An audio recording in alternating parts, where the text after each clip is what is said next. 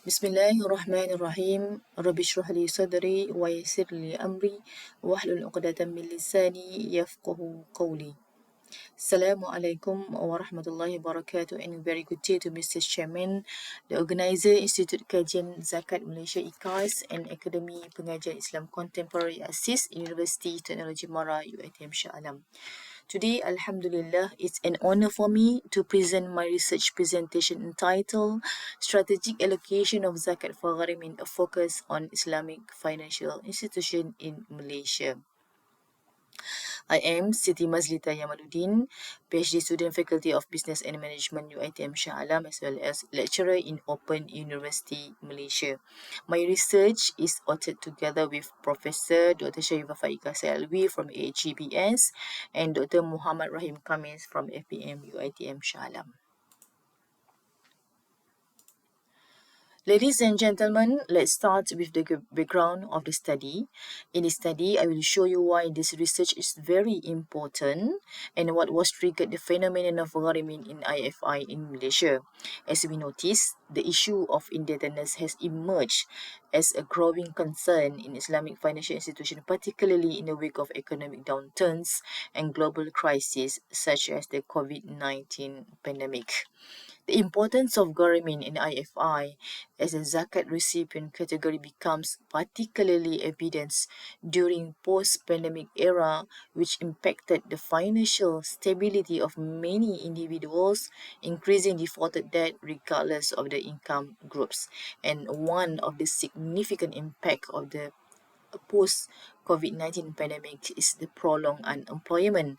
The average unemployment was 4.5%, far greater than annual average during the height of global financial crisis 3.2% and the Asian financial crisis 3.7%.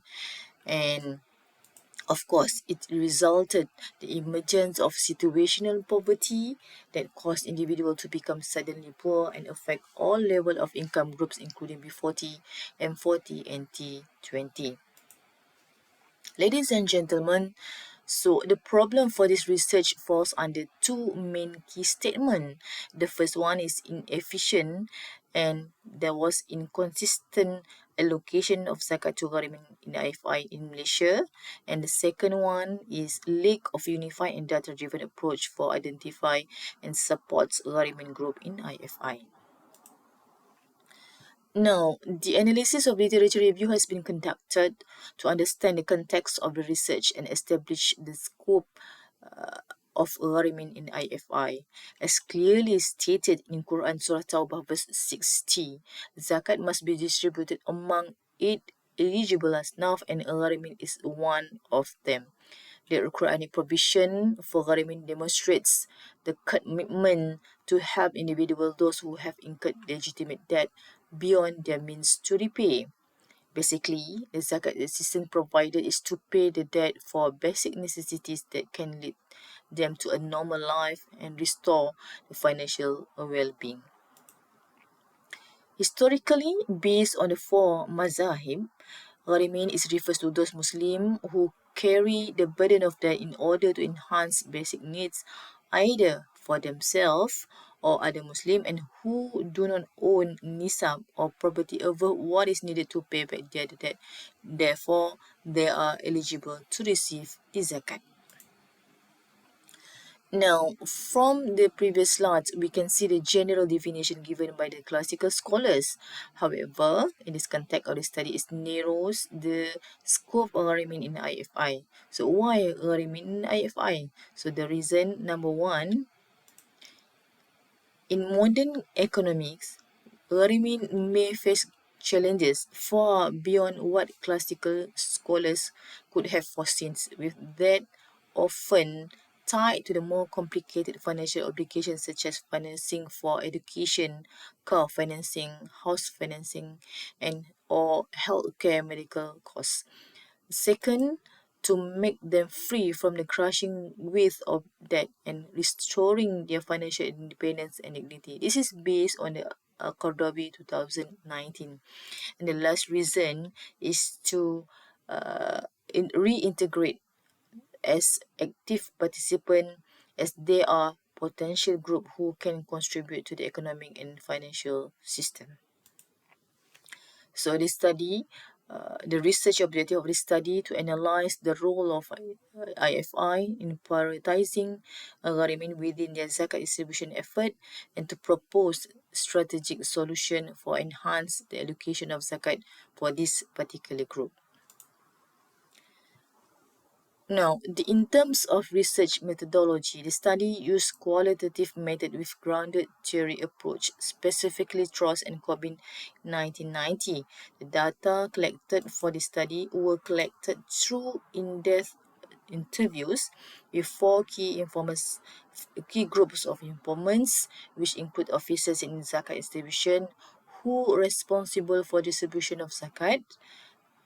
Second, Sharia committee members within the IFI, the academician specialized in Islamic finance and zakat, and the last one, the representative from debt agencies who provide insight into the nature of indebtedness and challenges faced by the genuine debtors.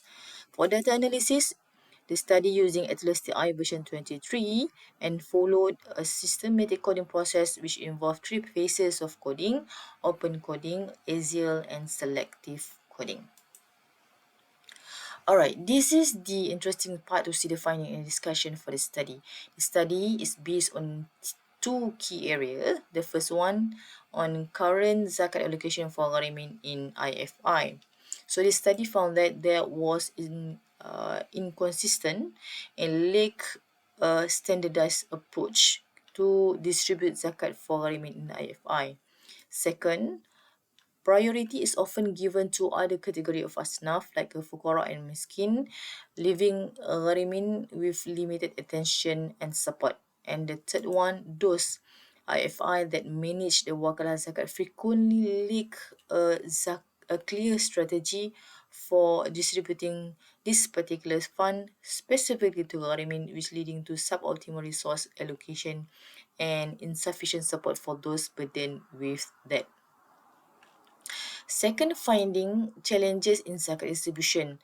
So the first one, the issue of prioritization due to the different interpretation of Gharimin, the definition of Gharimin across the zakat institution in Malaysia. The second, bureaucratic inefficiencies and lack of standardized processes across the zakat institution. The third one, lack of coordination between IFI and zakat institution.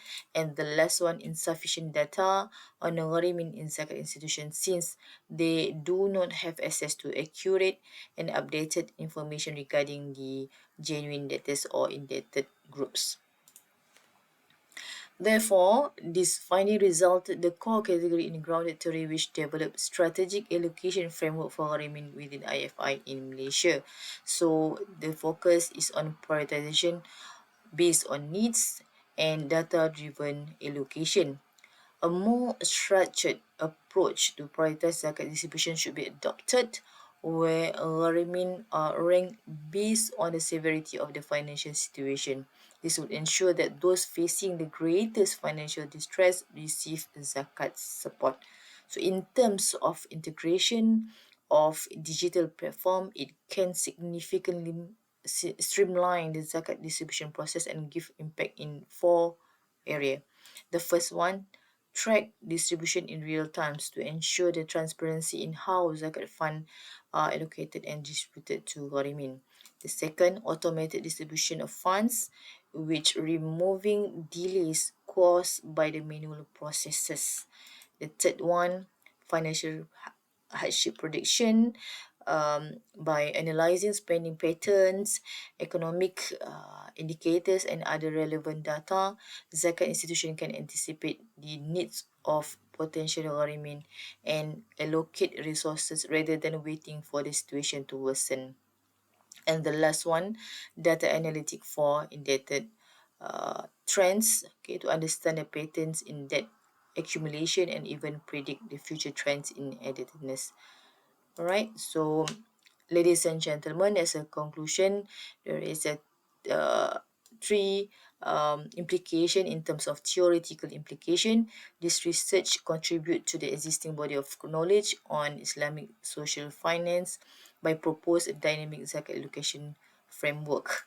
The second one, methodological implication that use the grounded theory approach, and the last one, the practical implication which contribute as policy makers and zakat institution which recommend the development of a centralized and technology enhanced system for managing the zakat distribution. As a conclusion, the finding emphasized the need for more structured, needs-based approach in zakat allocation to ensure Gharimin in the IFI receive the necessary financial assistance without neglecting other category of asnaf such as fuqara and masakin. So this approach to make zakat more impactful tools in alleviating the related poverty while ensure that balanced distribution of resources across all eligible category of asnaf. Last but not least, I would like to take this opportunity to say thank you, Jazakumullah khairan jazak, to Professor Dr. Sharifah Faigah Alwi and Dr. Muhammad Rahim Khamis for this contribution and collaboration. With that, I end my presentation. Wabillahi taufiq wal hidayah. Assalamualaikum warahmatullahi ta'ala wabarakatuh.